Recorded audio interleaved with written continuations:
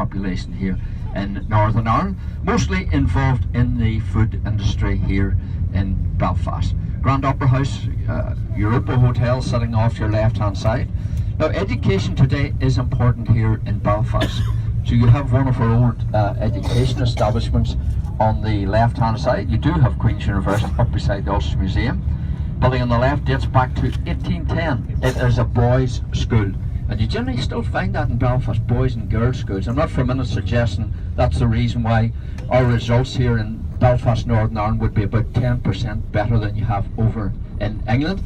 Reason being that the girls didn't get into the education system for about another 30-35 years after the boys. Gentleman in the middle of the road, we call him the black man, but you can see he's gone like a lot of things now, and he's eventually gone green. Reverend Henry Cook, Presbyterian minister, would not have been happy. Like the Roman Catholic children, his children from his church would not have been allowed into the education system there on your left hand side, with the old technical college being refurbished. Now, as you travel through Belfast and as the years have went on, there's one phrase that comes to mind very much here in Belfast, and that is the expression or the term shared space. That's what we refer to as part of the Good Friday Peace Agreement. We're getting into left and left again. What does shared space mean in Belfast, in the Belfast context? Shared space today means an education system whereby Protestant and Roman Catholic children are educated within the same system. That didn't happen way back in my day. Today, you can see the new buildings have been built on the right hand side. The young people standing at the front door from both religious backgrounds here within Belfast. That is very much the future of the education system here in Northern Ireland. Belfast, of course, surrounded by the hills. Without the beautiful hills around Belfast, you would not have had the 42 linen mills. This area that we're moving into now is really the heart of the linen industry. This morning you're in East Belfast, very much the heart of the shipbuilding industry. Way ahead, we see the sign for Andrews. If you remember back to this morning, you probably heard of a chap called Thomas Andrews, the ship's designer. The family is still here today. That's them on the right hand side, the main importers of flour to Belfast. So if you're looking at a good recipe for soda bread, wheaten bread, log into Andrews Belfast, and they have a whole collection of recipes there if you want, if you're interested in that. Now, a lot of people come here to do the whole political history of Belfast. I'm going to do one or two little stops on the way around here today. First one we're coming up to is referred to as the International Wall of Murals. The paintings on the wall on this side, you're now exclusively Roman Catholic, green area that you're passing through, and then we'll eventually drift into the orange area. Normally have 2 or 3 coaches here. The minute we're clear, so that's very good.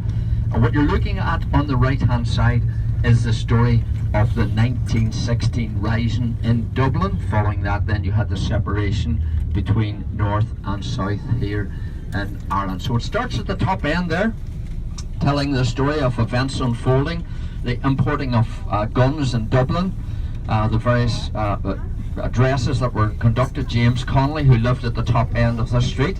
Then you had various participants in the Easter Rising here.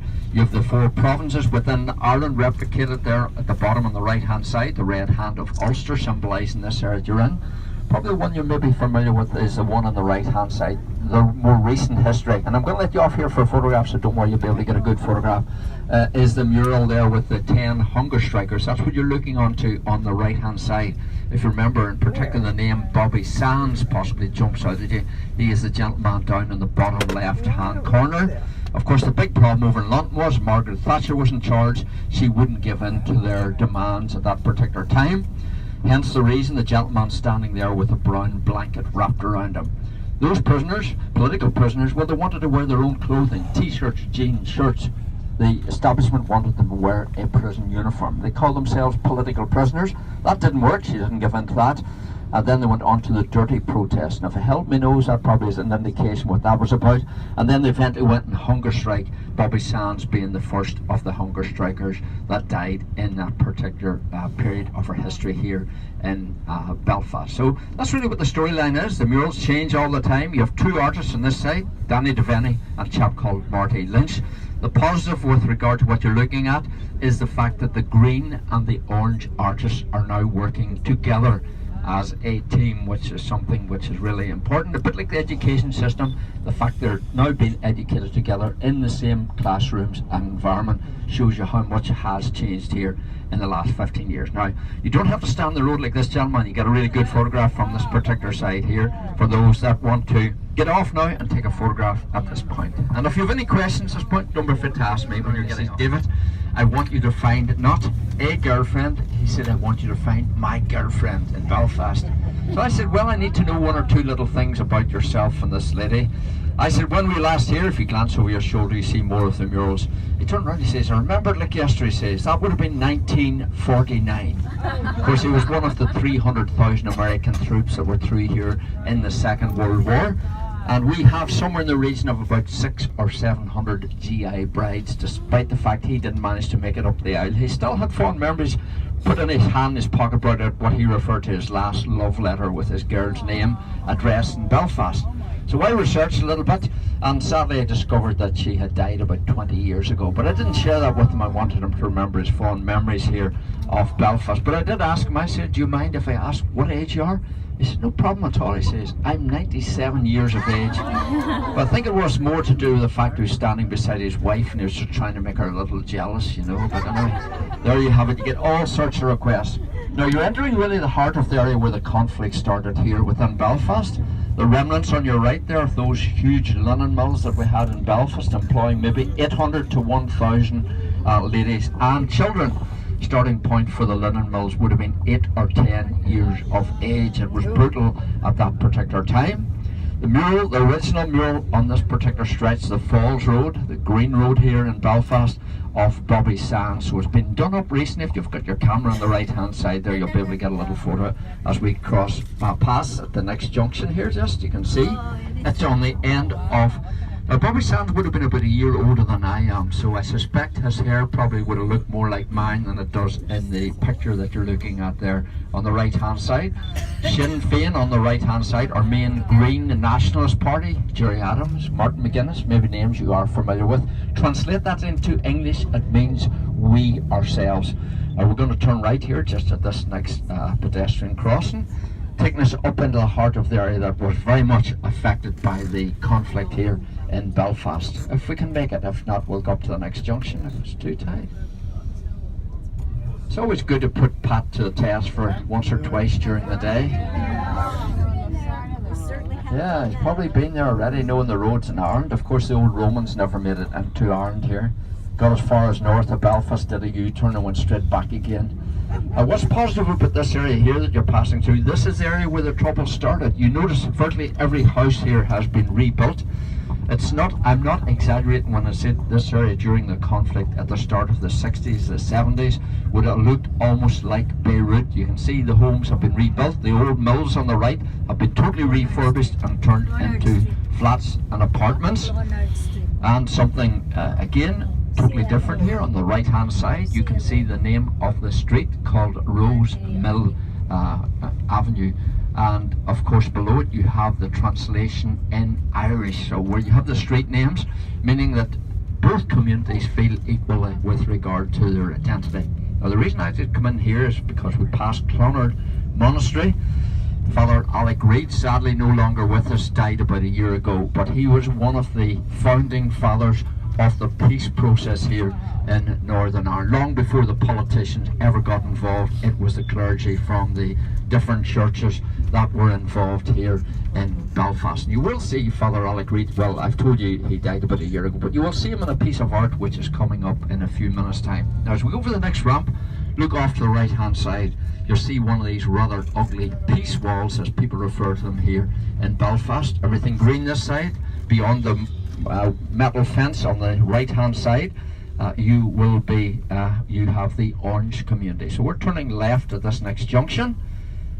And it can't, yeah, we're turning left here. Now it can be a little depressing, but just to ease that depression a little bit, I can tell you within the last couple of weeks the first of those peace walls have been removed here in Belfast. There was a street party, both communities, Protestant, Roman Catholic communities, coming together, bringing their children together, a new generation. If you're here later on, the children out playing, know nothing of the troubles, the conflict. So things are changing dramatically and in fact quite rapidly. The rule or the idea is that all of these walls will be removed by the year 2023. We're turning right here at the junction of the Springfield Road. I'm going to do a little loop down past one of the walls here in Belfast, just to let you see, again, just to let you see how things are changing. And if you're back again in a few years, the chances are the walls will be removed. I was talking about Father Alec Reid, and if you look to your right there, you'll see a mural of Clonard Monastery. Up in the sky, in the blue sky above, looking down from above, you do have the image of Father Alec Reid. So I'll point that out as we go past this junction. It shows you what the streets would have looked like before the conflict started here in Belfast. We're coming onto the Springfield Road.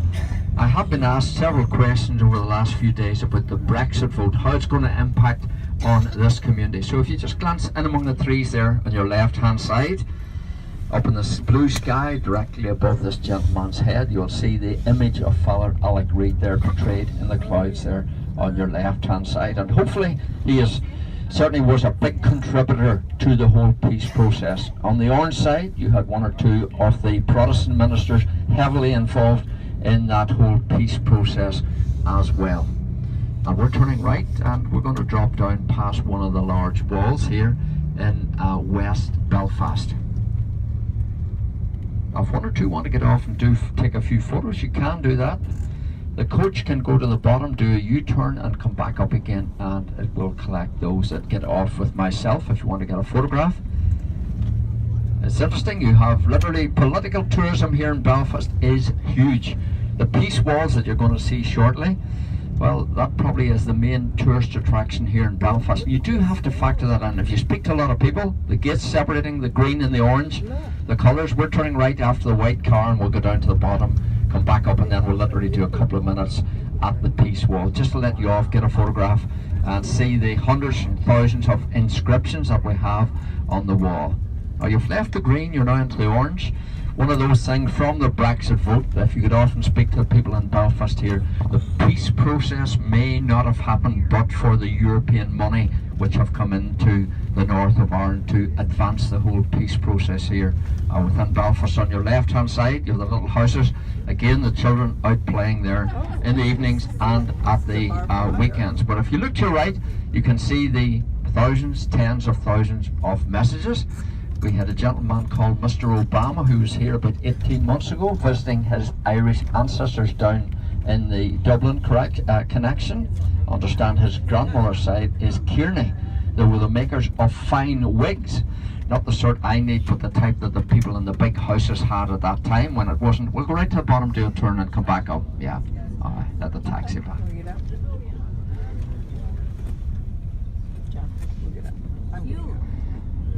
So I know it looks a little unsightly. This wall is actually one of the oldest walls anywhere in the world. It's in existence longer than the Berlin Wall. It was interesting when one of the British generals was interviewed on television. Again, they were playing it a few weeks back. He said, I'll put up this little wall and built for about 3 months and then everything will have returned to normal in Belfast. So that was 1969 he was talking. Today, despite the fact such a length of time has elapsed, it is still there today. Now there's not just one wall, it does make its way up through the centre of Belfast for something like about 20 kilometres. It has been removed at certain points, at certain sections. It was built primarily initially to separate the two communities, or if you want to use a phrase or terminology, to protect the two communities, to safeguard them. So that's a little bit about the peace wall on the... Yeah, we're going to turn to the right and then reverse in here to the left hand side, whichever way the driver is most convenient for him. So you can see what I'm saying, you're passing through what really is a very socially deprived area, and but for the fact that we've had a lot of European funding, we would not be as far as we are today with regard to that process.